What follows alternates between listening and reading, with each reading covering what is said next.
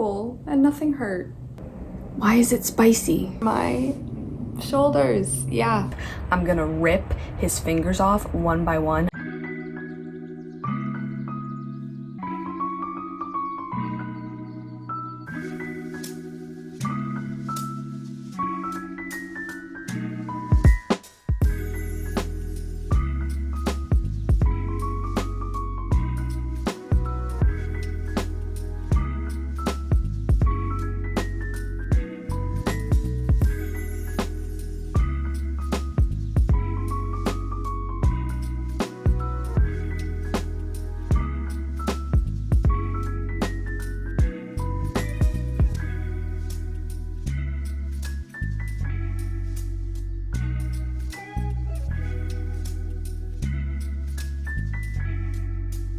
Hello from Montreal. I'm just putting on a little bit of concealer and I wanted to do a little update because I don't think I'm actually gonna vlog for too much. I'm not here for very long. I'm only here for the race. If you can't tell from my look, I am cheering for McLaren.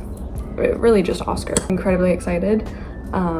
So excited to see the race. There is quite a bit of a chance that it's gonna rain, which is gonna make it a silly race, but it might not because I think the sun is coming out. I got here yesterday and there has been a huge heat wave in Quebec, and just when I arrived like off the train, it was kind of cooling down, and so all of the pressure and everything, the summer and all of the storms and all of the humidity and all of the pressure changes kills me. And I got off the train yesterday, massive migraine, massive migraine. So I spent honestly most of my first day here sadly in bed in the hotel. Still feeling it today because the weather is just doing really weird things, and my head is very sensitive to that. So I'm gonna take a bunch of painkiller before I get down to the race. I just want to say I'm so excited to be at my first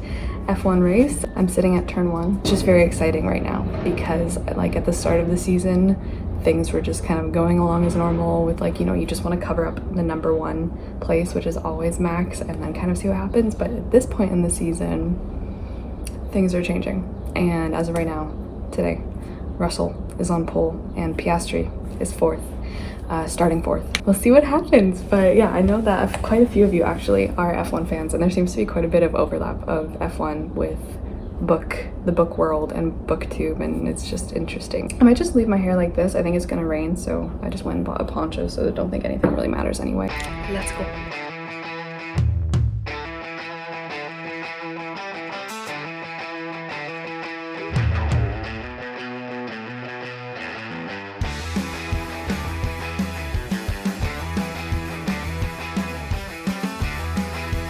Tricky season, to be honest. He really has. Miami, the sprint, was a sign of what we know that Daniel can do.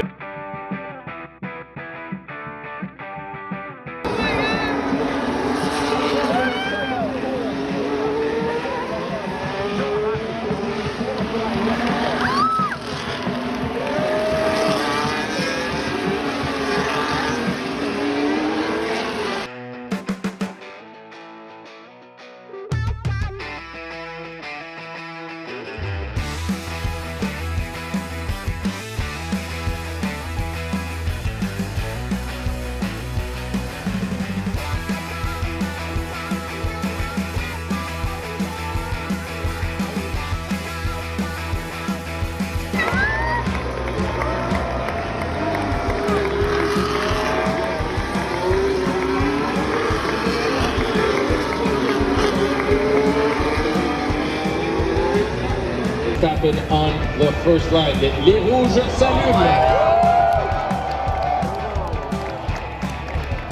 Les rouges s'éteignent et c'est parti. And here we go for Canadian Grand Prix. Oh my god, oh my god, oh my god.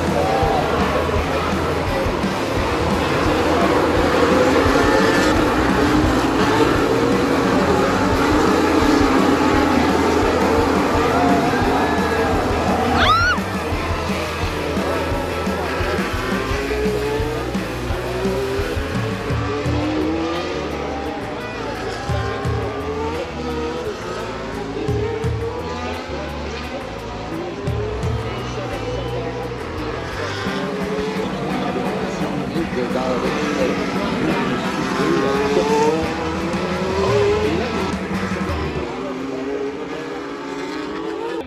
reparti pour la course. And here we go.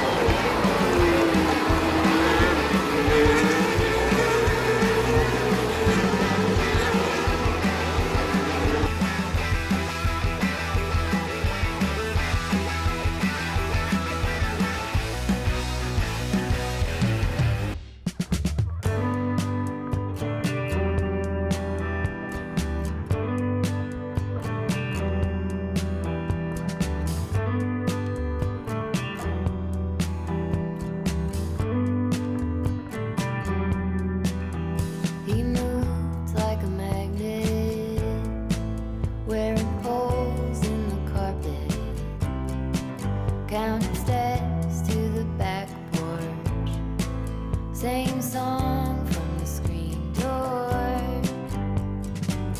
He was a score on the mountain, waiting for a sign of rain. Cart horse with his head down. Hey, what's up? Welcome back.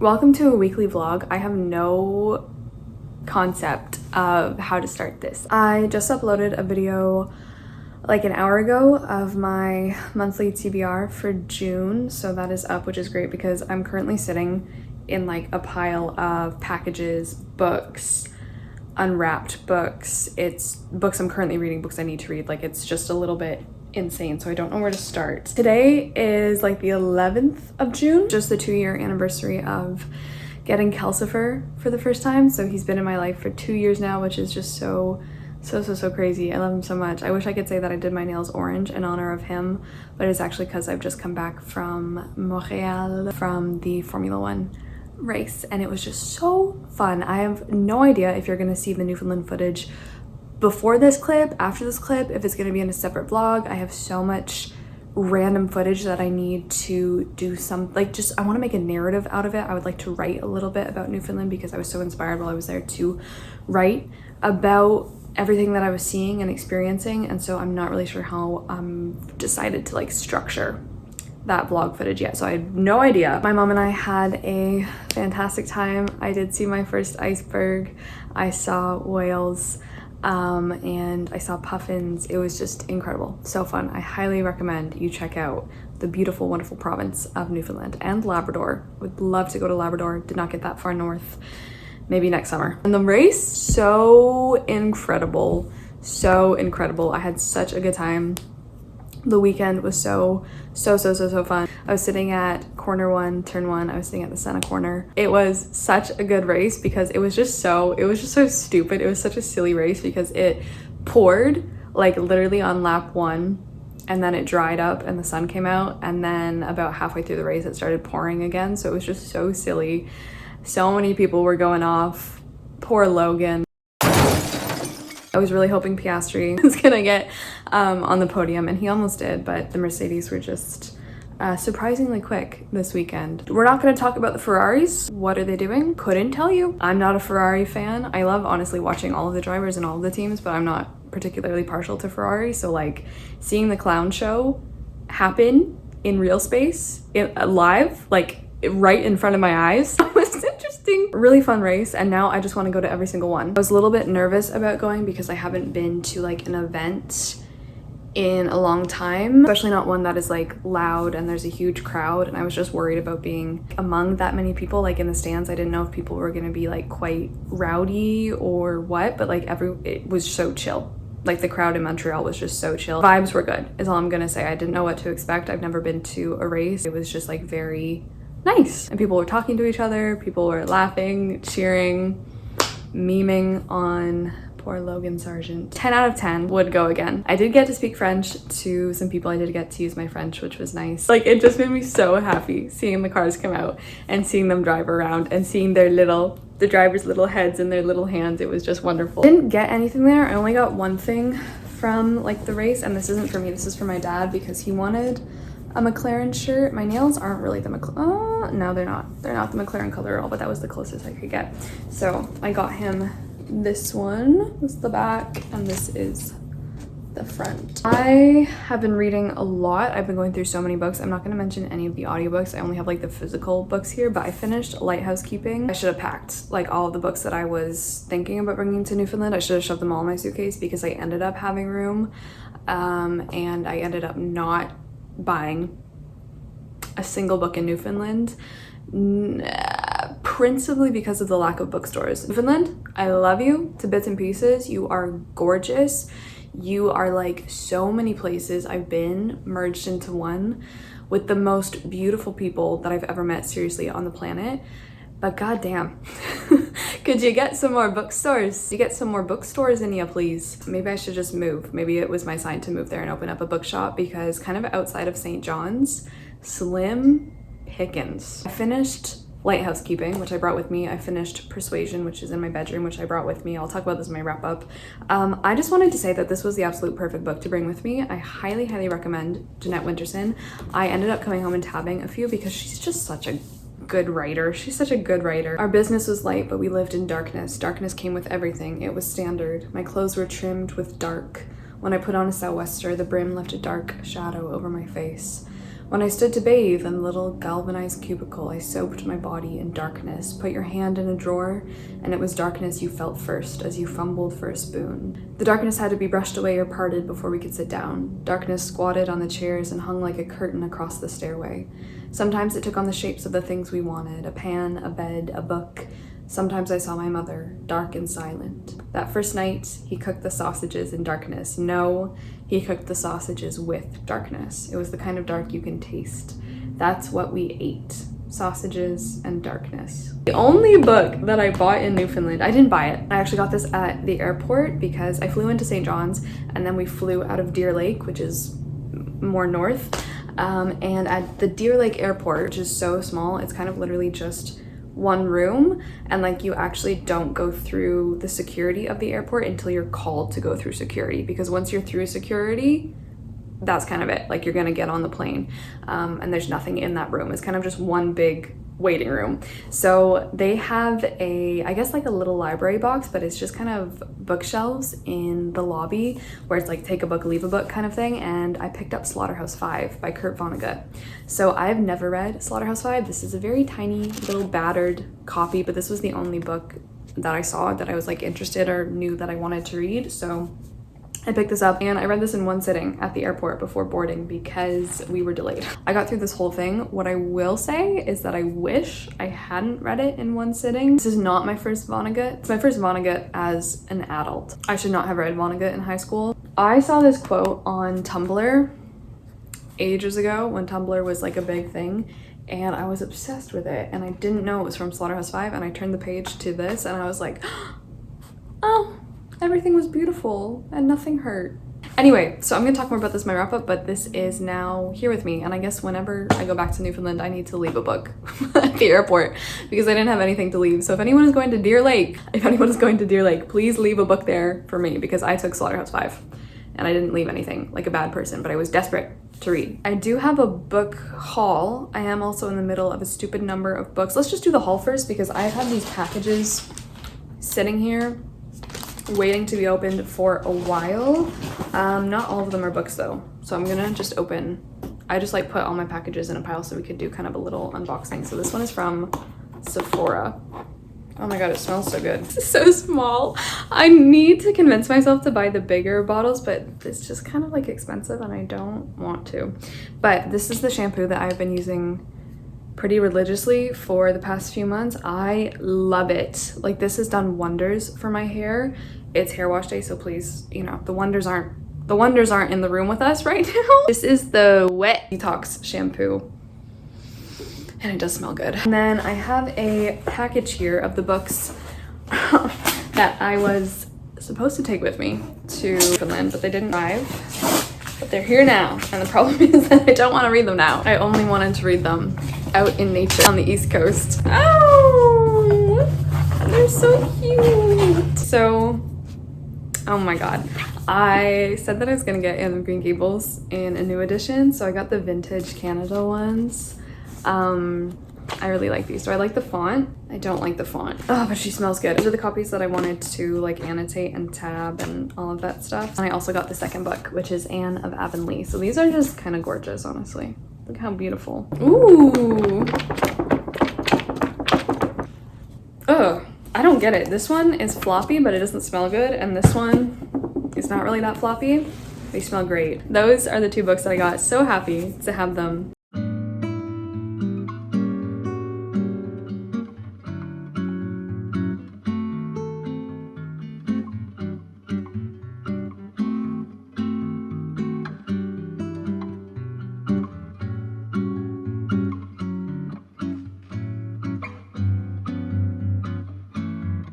I'm so confused right now. I was just getting ready at my desk to film some more clips for the vlog and film like a wrap up. My lips are burning. I'm just so confused. And I put this lipstick lip gloss on. I've never used this before. It's the Maybelline Lifter Plump. I actually didn't even order this. This came with something that I ordered accidentally. Like I didn't order this at all and it arrived and I never used it, but I just found it in my drawer this morning and I decided to try it because it looks like a pretty color. And my lips are burning. I just put literally the smallest little layer on fire because I don't know if you can see what I'm just literally baffled. I don't know if you can see, but it has a chili pepper. Grendel, come on, now's not the time. It has a little chili pepper symbol and I put it on and it tastes like I just had the spiciest pepper and like it's burning in my mouth because like it got a little in my mouth. My throat is burning. What is the point of this? I thought the little chili pepper was like having to do with the color of it or something. Oh, but it smells so spicy. Why is it spicy? Do I kiss my enemies now? Like, this is a weapon. It's burning. Is this a joke? I'm just gonna look this up now because I cannot wait for someone to tell me. What is this even called? What the hell? Warning, intense heat. Lip plumping gloss with chili pepper delivers an intense heated sensation. Can I just read these reviews? This is insane. First review. 2 stars. Tried a few times. I cannot apply this anymore. It burns so much. It burns the tip of my tongue as well. I would not recommend this to anybody unless they enjoy pain. They look good because of the gloss, but it's just pain juice. The spicy pepper is pretty strong. Nice color, but it does burn quite a bit. I suppose your lips will clump up if they are burning, but I think there has to be a better way. We'll take the pain and we're gonna see if this works. Okay, because I kid you not, I put on the tiniest amount because it smelled funny. Here are my lips. Before. Do I want to do this? My question is this seriously what we're doing? Are we seriously putting chili peppers on our mouths? Would I use this ever again? No, because I just got some in my mouth. And it's so bad. Thank you for coming to my weird ass makeup review. I'm here with the rest of my little book haul. This one I bought because it looked really good. And I had my eye on it for the World Tour book club eventually as an option. And I just wanted to read it besides. It's from a country that I've never read from before. And so I just bought it. And that is Greenland. The cover caught my eye because like I thought I snagged on Greenland. And I was like, oh my gosh, is it about, you know, Greenland, ice and snow? And it's not, but it looks fantastic. Nevertheless, this is by David Santos Donaldson. The cover, this is his debut novel about a young author writing about E.M. Forster's secret love affair. So very meta. It's about an author who's like holed up in a basement and I'm pretty sure he's gay and he's writing about E.M. Forster's love life and specifically his affair with, I think, an Egyptian man. Yeah, because in 1919, Muhammad, the young Egyptian lover of British author E.M. Forster, spent 6 months in a jail cell. A century later, Kip, who is the author that we're following in the book, has locked himself in his Brooklyn basement study with a pistol and 21 gallons of Poland Spring to write Muhammad's story. Like Kip is black, queer, and other.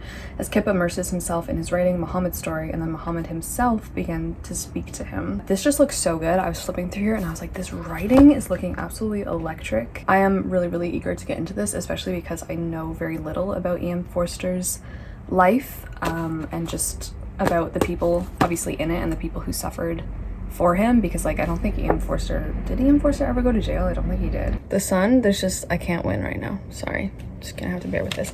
These are the books that I bought. As you can see, Grendel has gone crazy with it, from Maktaba, I think it's Maktaba, right? It means library or bookshop in Arabic. And this was the most wonderful bookstore in Old Montreal. I highly recommend. It's near the Old Port, and it's just, it was so good. It's a concept bookstore, so they stock, first of all, I love when I go into a bookshop and like I kind of only see one copy of each book on the shelves. I love that. It makes me pay so much more attention to each individual book, and like of course I'm assuming they have more copies of the books in the back, but just like on the shelves, only having one copy of each book on the shelf, it just, I don't know, places so much emphasis on it, and I really, really enjoy it. And on top of that, it makes me feel like I want to look through every single one that they have. So it was just great. I also love bookstores that aren't organized strictly just by like age category and alphabetically. This one was organized into different like thematic concepts. It was just great. It was fantastic. And so I did buy more than I was really planning to. They're a very recent bookshop because I signed up for their newsletter as well, and they just opened a couple of years ago. And yeah, I just highly recommend. Like, it was just wonderful in there. Very calming, just beautiful, wonderful. I got 3 books. Oh, she gave me bookmarks. I didn't know that she gave me bookmarks. So freaking cute. Here's the info. Oh, that's so sweet. Thank you. Oh, this is so pretty. Oh my god. I didn't know that she threw these in there. They had sections by like country. They had sections by author. They had like a whole little sci-fi section. It was just fantastic. So I actually got 2 books by Mahmoud Darwish, and I have been meaning to read this author for so long. Let me show you this first one, because this book has been on my wish list and like on my list of books that I want to buy for years. I think since my first year of booktube, I heard about this book and I was like, oh my freaking goodness. I'd never seen it anywhere in any bookstore, and this is the first time I'd ever seen it in a bookstore, so I grabbed it, scooped it up, and that is In the Presence of Absence. Oh my god, can we move? I'm getting a sunburn. This says, a major poet near death, meditating in lyric prose on all that he has lost: freedom, homeland, childhood, love. The process begins with the lyrical transformation of his own substance into language, and then in one voice he evokes the sensation of a life fully lived and the unfixed constellation of unseeable stars that surround it. Okay, so that is the first one I got. Incredibly excited. And then I got another Darwish because there were so many books from him there. They had a whole section on Palestine as well. So the other one I got, this was quite a big book. This is Palestine as Metaphor. So this is a translation of interviews with the author. They're a trove that supplies us with bountiful details about the personality of the poet, his relationship with the public, his standpoint on war and peace, his poetical art, and most importantly, they explain how and why Palestine as a Metaphor, as the title of the book suggests. I thought first they were like manufactured interviews, like they were him writing interviews as himself, but I think they are like actual interviews that he sat down and like had with a journalist or with whomever, and then they were transcribed, and then finally, I think this is a newer edition, translated into English. The other one is also going to be a first for me from this author, and it is Octavia E. Butler. Never read from Butler before, so excited. I don't know why, I've been like gravitating towards her recently. Like recently I looked up all of her work, and when I saw her in the bookshop, I was like, you're coming home with me. So the one I picked is Wild Seed, and the wonderful lady who runs the bookshop, she told me that it's part of a series, but you can read them out of order. So this one, she said, is her favorite. Epic story of love and hate. 2 immortals chase each other across continents and centuries. He possesses humans, killing without remorse as he jumps from body to body to sustain his own life.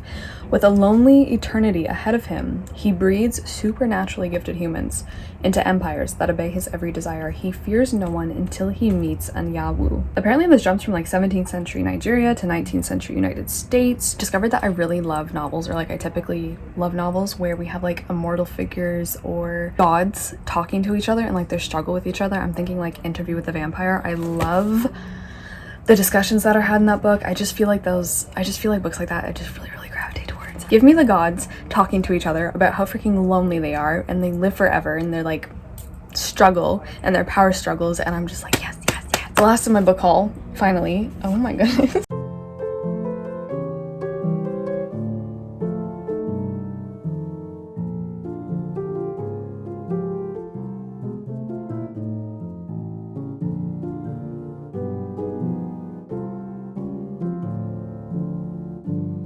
Okay, so I was just going to put away the books that I filmed my wrap-up with last night, and what do I see on my little bookshelf? I don't know if you can really see it on camera. Is it gonna show up on camera? There is literally a spider web that some little spider has made all right here in front of this shelf. I don't think it's really, is it appearing on camera? I can't really tell, honestly. There it is, maybe. Yeah. The cutest little spider web with no spider in it right now, but oh, is it a sign to get new bookshelves much, I guess? And also a sign that I never touch my Arcturus editions, yes.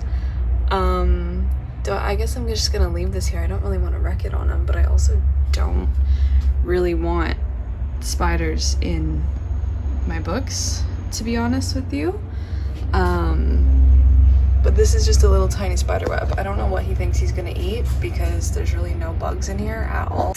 Okay, I literally turned around, turned off the camera, and I found the culprit because I am seeing one and now I'm seeing so many spider webs. This is why I don't like having my books like this. This is not good. You see, I don't know if you can see the little cutie, but there's another spider web right here that he's made in my plants, which is fine, I guess. Can you guys see him? He is literally the tiniest little spider.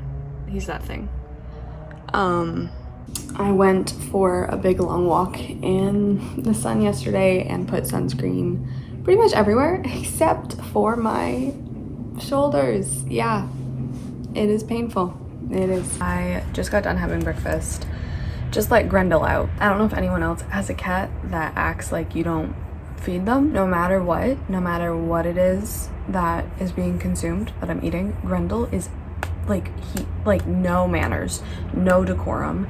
He will literally try to take the food out of your mouth, off your plate. It's just gotten to the point where I'm like, okay, every time I'm eating, you're just gonna stay in the bedroom for a little bit. My brother's cat is like this too. Kelsifer understands. Kelsifer has manners.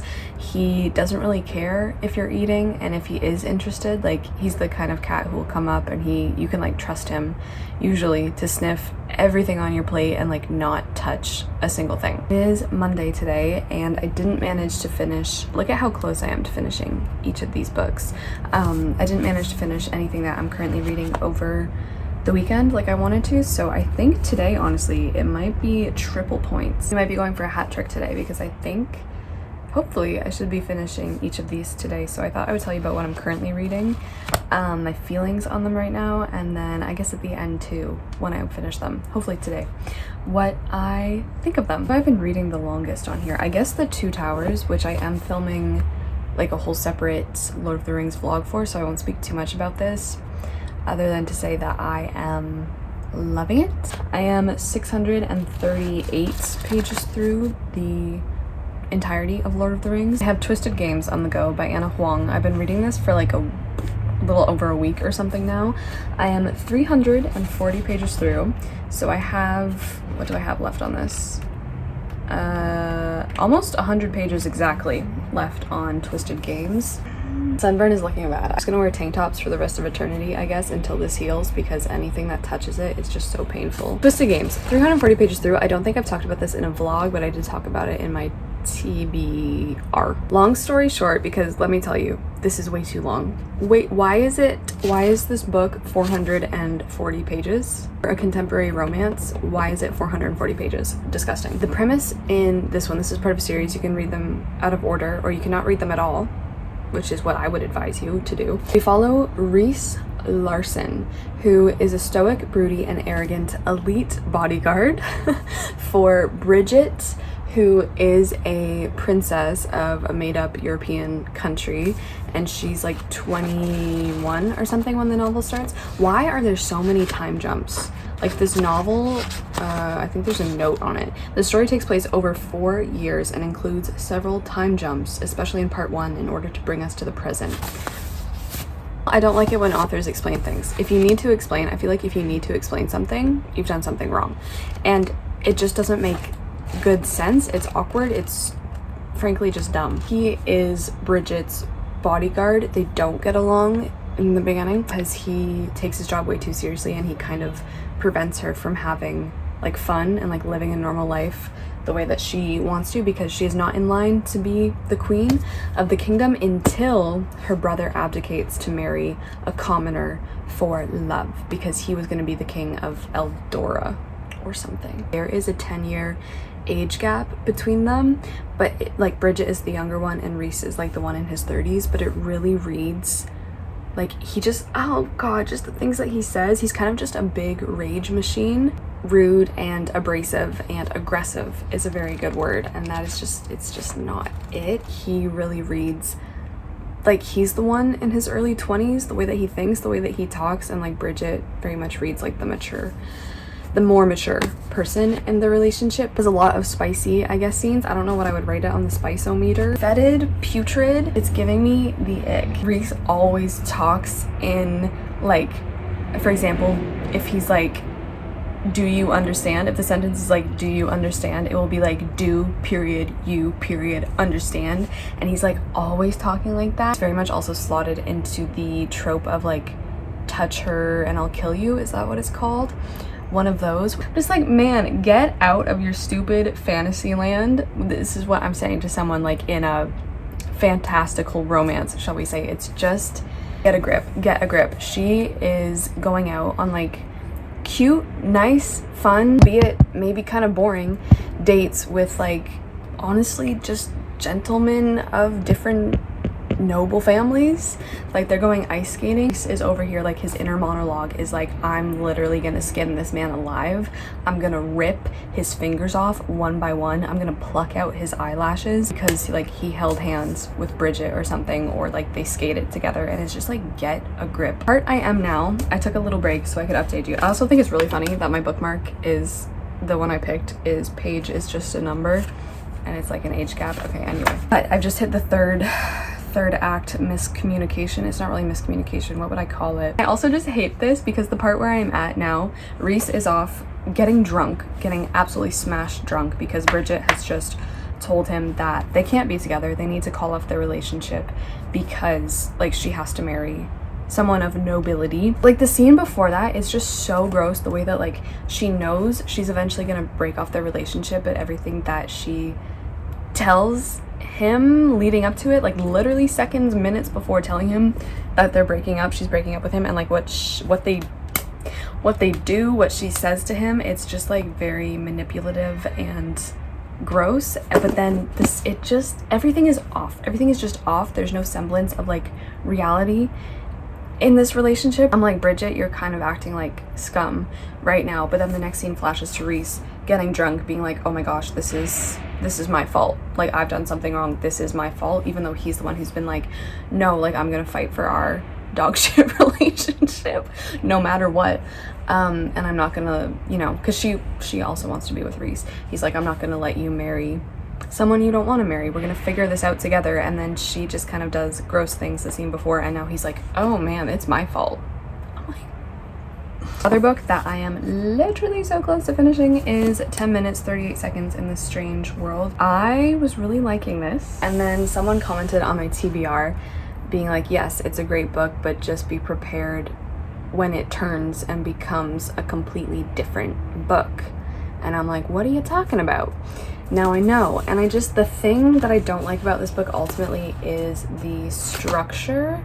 I also don't really feel a close connection to any of the characters, and this is not, it's kind of an extremely character-driven book, but I'm just not feeling like I really know them or connect to them or have been really let into their worlds as much as I would like to be. And as well, the book has become very, very different structure-wise. We're gonna be finishing both of these, probably maybe this one, because I really need to start Return of the King, even though I don't want to. So that is what is on the docket today to finish.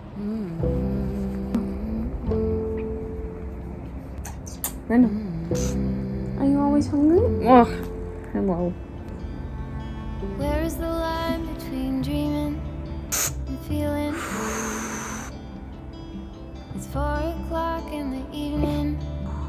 I haven't left my room, but the truth is, if I'm honest, I feel stuck here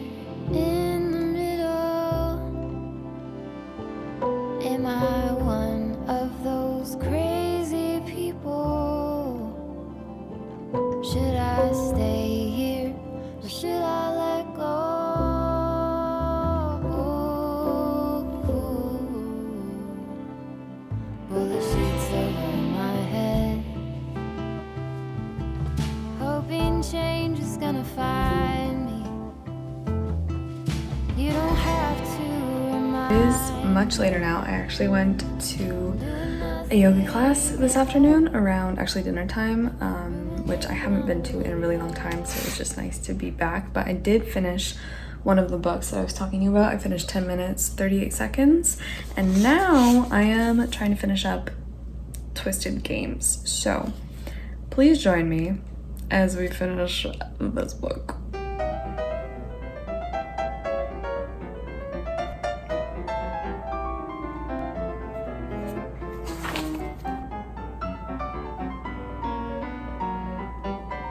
See, I just stuff like talk about her like that again and I'll feed you your teeth.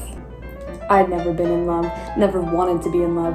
Hell, I didn't even know what love was.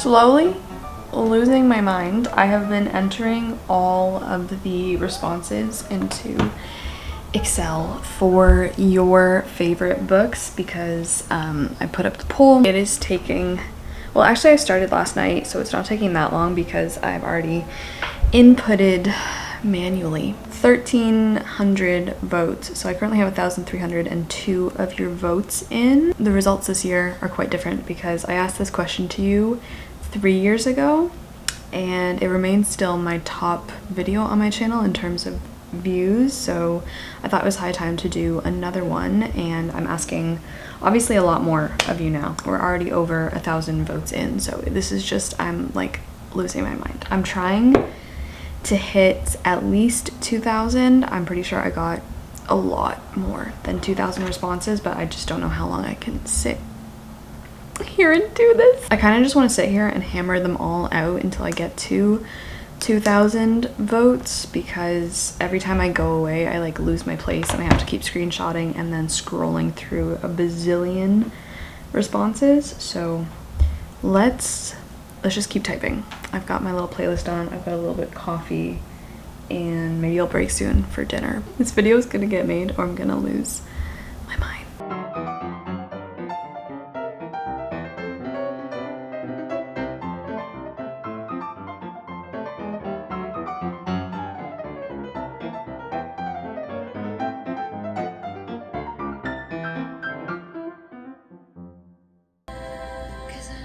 Guess who finally finished inputting 2,000 book titles? Results are in. I am so pleased. You don't know how pleased I am. Like I said, did I say I finished 10 minutes 38 seconds? Ultimately wasn't super duper thrilled about the way that the book split itself and the structure of it, and I just felt like the second half of the book tone-wise was just very different. It just felt very strange and I didn't love it, so I ended up giving it, I think I gave it 4 stars on Goodreads, but it's really more of like a 3.5, 3.75 kind of deal. So a little bit upset about that because I was really getting hooked into the first part of the story, which is more about Layla's life, the girl that we're following. But I also finished Twisted Games. I didn't manage to finish the Two Towers because frankly I just don't want to. I never want it to be over. What was this? This was way too long, my friends. The camera's over here. Way too long.